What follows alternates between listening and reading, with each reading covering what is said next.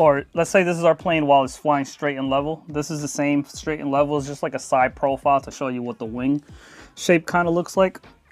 So let's say our plane is creating lift. Basically what happens is this whole entire plane is creating lift. The whole entire wing is creating lift. Here I'll do a side profile just to get a better description of it. The whole entire airfoil is creating lift. But for some reason, laws of physics, don't ask me why, don't ask me how, most of the lift is centered somewhere along the wing.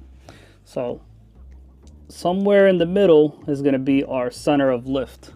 I'll draw one more airfoil over here. Somewhere in the middle is going to be our center of lift, which basically means this part of the wing creates a little bit of lift going up, a little bit of lift, and most of the lift is created in the middle. So this creates a little bit of lift, this creates a little bit of lift, but here is where most of the lift is created. That's what this line represents, is where most of the lift is created.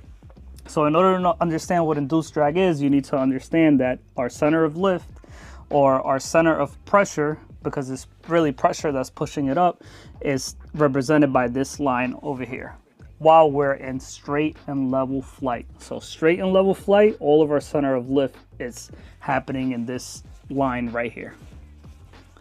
Let's make a little bit more space. This line represents where most of the lift is being created. Both of the wings work the same way.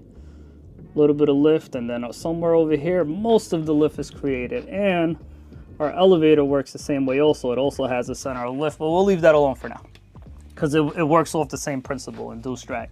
Now, when we're in a climb, our center of lift changes. So now, where most of the center of lift was created right in the middle of the wing, that's not the exact spot where it's created, by the way. I'm just giving you an example. Most of the center of lift is created right in the middle of the wing. When we're in a climb, square this out a little bit better. So now the whole entire wing is still creating lift, but the center of lift is being created a little bit more back. So the center of lift used to be over here, and now it's over here. So it used to be right in the middle, now it's a little bit more back because we're starting to climb. So this will represent the old center of lift, and this will be the new center of lift. Now, what induced drag is the difference between both of these. That's what induced drag is. So when the center of lift moves back, it's causing essentially induced drag. Now, what causes the center of lift to move back? We'll go over that now. When we're in straight and level flight, the center of lift remains in its neutral position, or straight up, let's just say for now.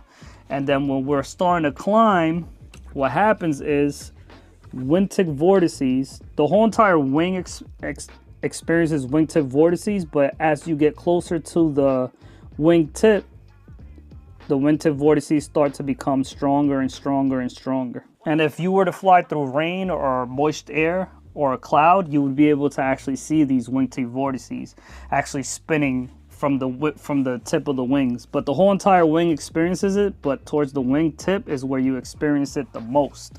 So what happens is you're experiencing wingtip vortices, and towards the back of the plane they're stronger, and you see how the wingtip vortices are going up and down, up and down, up and down, up and down, up and down, up and down. So that down pressure in the wingtip vortices, Newton's third law, for every action there's an equal and opposite reaction. So there's something happening with the pressure over here. It's going down and backwards and down and backwards and down. So the opposite and equal reaction is that center of lift also goes back with the wingtip vortices. And this is called downwash. Downwash. So if you had to explain induced drag, you first explain what center of lift is. So you have our center of lift over here, and then when we're climbing, our center of lift moves back on us. And the reason why our center of lift moves back on us is because towards the wingtip, where the wingtip vortices are the strongest, it creates a downwash pressure, and that downwash pressure moves our center of lift pressure back on us and gives us induced drag. So the difference between this and this is what induced drag is. Hope this video helped.